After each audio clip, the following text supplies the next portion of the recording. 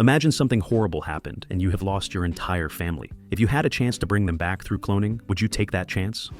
William Foster is a brilliant scientist working in the field of synthetic biology. He is employed at the experimental research facility of the Bio9 Corporation in Arecibo, Puerto Rico.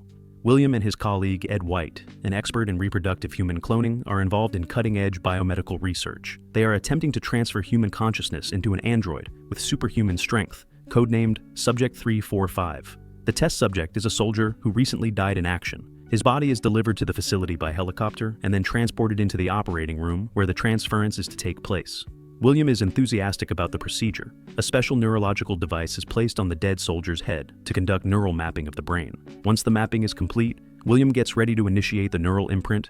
He puts on a virtual reality helmet and navigates through the holographic representation of the brain's neural map to successfully transfer the dead soldier's consciousness into the android's synthetic brain. The transfer is complete, and the Subject 345 android is turned on. William explains to the soldier that he has transitioned to a synthetic body. However, the shock of finding himself in a robotic body overwhelms him, and the android starts hurting himself and the scientists. William rushes to shut it off manually. The experiment has failed. William's boss, Jones, is, unsurprisingly, not happy with the recent fiasco. He threatens to shut down the project if there are no results soon. William drives home and meets his wife Mona in the driveway. He has 3 children, a cute little girl named Zoe, a mischievous teenage boy named Matt who plays with a drone inside the house, and the oldest daughter, Sophie. Ed visits their house, checking up on William, thinking he got fired after the incident. Mona is concerned about the ethical side of William's work. She thinks bringing people back from the dead is wrong. He passionately disagrees with her reasoning, stating that a human being is a collection of neural pathways formed by our experiences, nothing more. William persuades his wife that there is nothing to worry about. The family decides to go on a boating trip using Ed's boat. They get in the minivan and drive to the boat. It's a long drive, and by dark, it starts raining heavily. In the low visibility, William almost hits an oncoming truck. The family is happy to survive the close call, but then the unthinkable happens. A huge branch falls from a tree above, smashes the windshield, and injures Mona. Distracted by her injury, William loses control and drives off the road. The car ends up in a river. Sometime later, William wakes up uninjured. He is terrified to find that Mona and the kids are dead. Heartbroken, he carries their bodies out of the water and cries in pain. Refusing to give up, William decides to use his work to resurrect his family. He calls Ed and asks him to bring the Bio9 equipment necessary to extract his family's neural maps. Once Ed finds out why William needs the equipment, he tries to stop William from attempting to resurrect his family. But William is adamant, so Ed reluctantly agrees to help him in the risky endeavor. They successfully extract the neural maps of Mona and the kids, and then drive to the facility. The plan is that Ed, being an expert in cloning, will make biological clones of their bodies. Once the cloned bodies are fully grown in the pods, William will transfer the consciousness of every family member into the appropriate body. Ed is hesitant. William convinces him that the plan will work just fine. He asks Ed to dispose of the original bodies. Later, Ed brings a truck with all the necessary equipment and biomaterial to grow the clone bodies right there in William's house. But there is a big problem. Only 3 cloning pods are available. Ed couldn't get more. William is forced to choose one family member to sacrifice. Trying to figure out who that would be, he writes their names on pieces of paper, puts them in a bowl, and asks Ed to draw one piece of paper out of it. Ed refuses to do it. William cries over the awful choice he has to make. In the end, he picks Zoe, the youngest. Ed instructs William to always watch over the cloning pods, making sure that recorded parameters never deviate from the norm, otherwise the clones will die. To prevent power failure, which would also be fatal for the clones, they connect the pods to multiple batteries that William stole from nearby cars. The transfer of consciousness worked with animals, but not with humans. William struggles to find the reason for this phenomenon. The clones are expected to be ready in 17 days. By that time, William will have to figure out the mind transfer. Ed wishes him good luck and leaves. William erases the memories of Zoe from the neural maps of the other 3. The policemen pay him an unexpected visit, asking if he knows anything about the stolen batteries. Having no reason to suspect the respected scientist, they believe him when he says he knows nothing about it. At Bio9, Jones asks Ed if he knows where William is. Ed assures his boss that William has a bad case of pneumonia and will be absent for some time. Jones once again threatens to shut down the project unless the Subject 345 android works soon.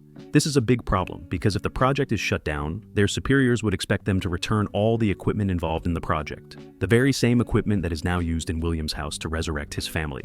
To save the Subject 345 project, William goes back to the facility and talks to Jones while Ed watches the pods at his house. He notices a unicorn drawing cutout that Zoe made for him and takes it away.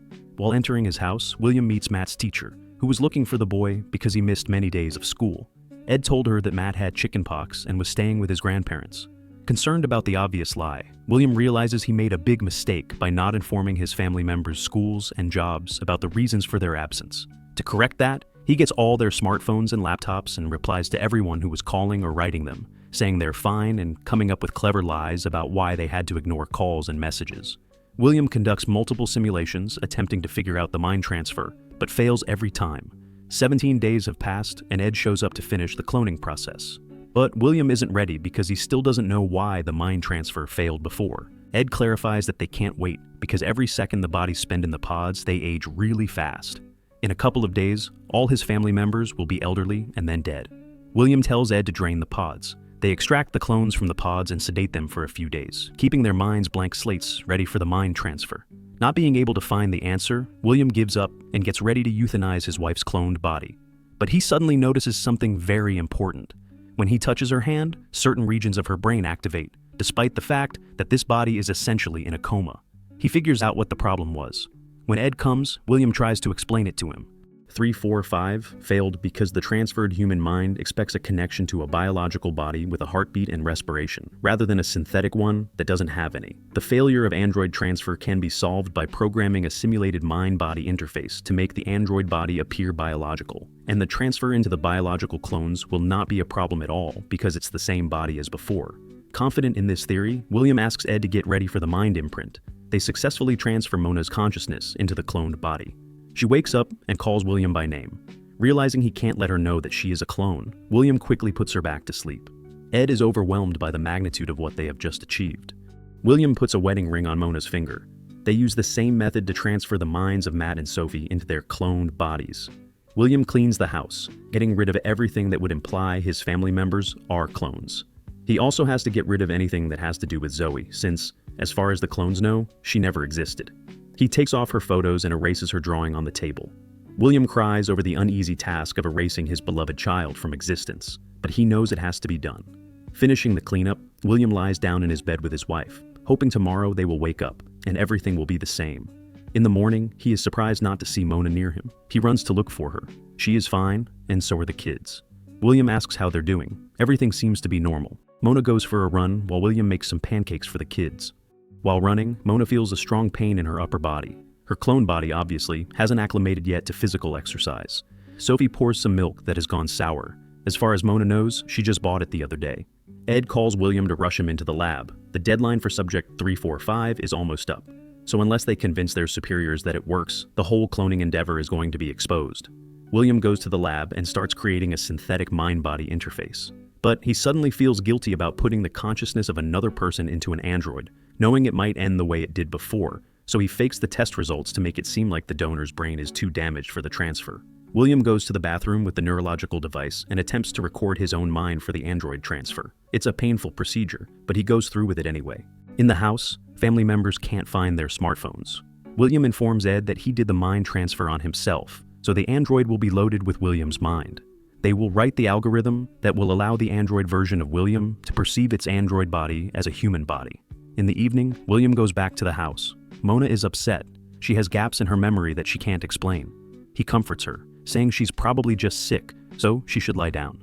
Meanwhile, Sophie has a nightmare of her mother's death, clearly remembering what happened in the car that night. William convinces her that it was just a nightmare. She goes to sleep. William carries her downstairs and uses the neurological device to erase this memory that can expose his lies. Mona catches him in the act. She demands an explanation. Feeling there is no other way, William confesses that they died in a car crash and that he resurrected them, but he doesn't tell her about Zoe. Mona is devastated by the shocking news. William tries to explain that he had no other choice. Mona is still mad at him, but for the sake of the family, she puts this argument to rest for now. They go out with Ed and buy a Christmas tree, preparing for the holidays.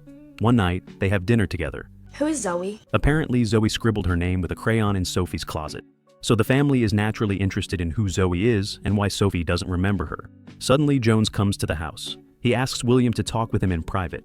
Jones confronts William and reveals that he knows everything. The research is not actually intended for medical purposes, but is being financed by the US government to provide a military weapon capable of putting a human mind into military hardware. And now, William's family are the loose ends that need to be eliminated. Otherwise, the knowledge of resurrection will spread, destroying the very fabric of society. Jones orders William to finish the algorithm and say a proper goodbye to his cloned family.